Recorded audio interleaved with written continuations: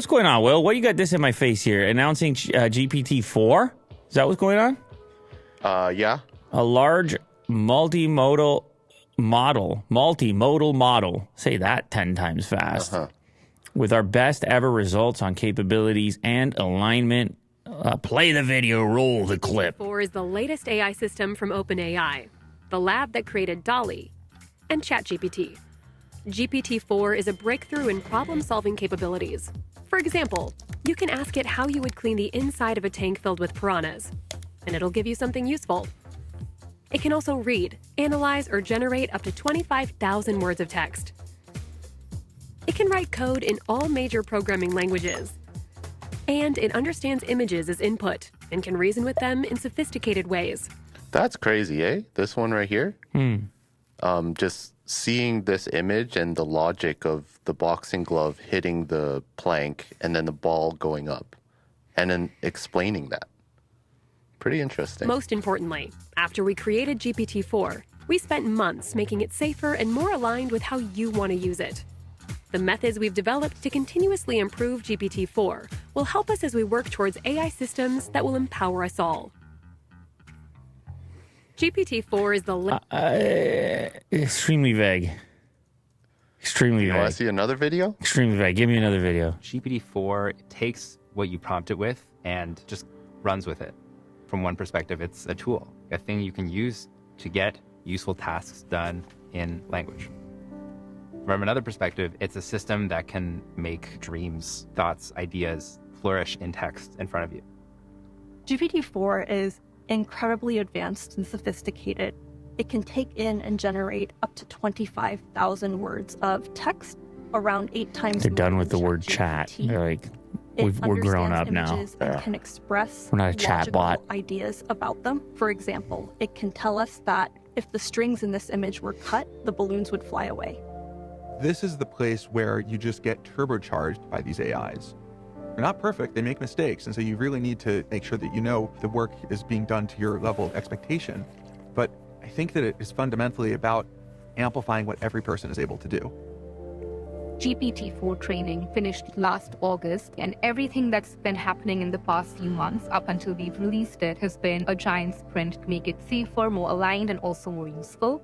We have put in already a lot of internal guardrails around things like adversarial usage, unwanted content, and privacy concerns. And when we release a model, we know things are not done. We know we have to learn. We know we have to update. We know we have to keep improving all the systems around it to make it suitable for society. To me, the most compelling use cases of these technologies will come from starting with a real human need. The obvious one where these systems have really incredible potential is in education. GPT-4 can teach a huge range of subjects. Imagine giving a 5th grader a personal math tutor with unlimited time and patience. It's a great tool to bring learning to everyone in a way that is personalized to their skill level. GPT-4 brings the dream of having the most useful, helpful assistant to life. It's really about adding as much value to everyday life as possible. The partnership Value that OpenAI has to with everyday Microsoft life. is to shape this technology into something that's going to be useful for the world. The power of AI, hopefully, is that it can help us be more productive. It's a low which voice. Ultimately leads to better quality of life. The development Where's the mic? Where'd Where'd you hide that mic? It's inside his throat. Everything came together to produce Tucked AI technology. in there. And while it is very limited, it is already easy to imagine what the impact. Sounds like the Charlie Brown teacher. Hey, man. Hey, man. We think that GPT-4 I will be would the like a world's voice like first that. experience with a highly capable and advanced AI system. So we really care about this model being useful to everyone, not just the early adopters or people very close to technology. So it is really important to us that as many people as possible participate so that we can learn more about That dude's how headphones, those focals, those are a couple bucks on there. He's in those headphones. He's the only guy actually working. Did you notice that? Yeah. Everybody else is like chatting. We'll and- give you the expensive headphones. Yeah, tapping the table, and then there's the other guy just plowing through with his headphones on. $1,500 headphones.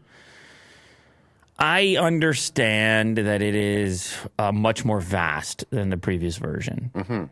And apparently it seems to understand context well now. But that's my takeaway. They're like, what if you cut the balloons? And you're responding to an existing piece of data that you're providing or reacting to, and then it's reading that instead of being strictly reactive to text to text analysis. Now it's like looking at an image and also text, like with the question. Sure. So in this case, they're showing off a picture of the inside of a fridge, which says, "What are a couple of meals I can make with this?" And so obviously GPT-4 has to analyze this image and then make suggestions. Based on the items visible in the fridge, this is the response. Here are a couple meal ideas. Yogurt parfait. Layer yogurt, strawberries, and blueberries in a bowl or jar. Top with honey or nuts for added texture and flavor. I can see that. You've got the yogurt near the front of the fridge. You have strawberries and blueberries. Easy. Carrot and hummus wrap. Wow. The hummus is impressive to me. Is this the hummus? No, it's over on the left. It's that short container. Yeah. To know that that's hummus is based on what? Because that could be a lot of things. Like, that's impressive. And maybe they tweaked this response. And hummus does tend to come in a container like that. Yes. But is it looking at the texture? Is it looking at that very specific color? It's incredible. Carrot and hummus wrap. Hang on, let me just read the rest of it. Sorry. Spread hummus on a tortilla wrap. So it's not seeing a tortilla in there, but it's hoping you have one somewhere else, not in the fridge.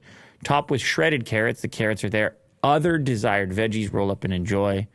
Note the lack of honey, nuts, or tortillas in the image. So it's able to fill in the other suggestions along with what it happens to be seeing. In this example, it shows off a meme of, I think, chicken in like a shape of the world. And ChatGPT identifies it as a meme.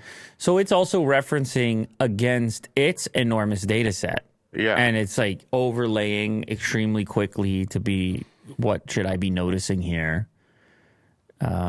So it immediately knew this was the world. This meme is a joke that combines two unrelated things: pictures of Earth from space and chicken nuggets. The text of the meme suggests that the image below is a beautiful picture of the Earth from space. However, the image is actually of chicken nuggets arranged to vaguely resemble a map of the world. The humor in this meme comes from the unexpected juxtaposition of the text and the image. The text sets up an expectation of a majestic image of the Earth, but the image is actually something mundane and silly. That's very detailed, that description, that explanation.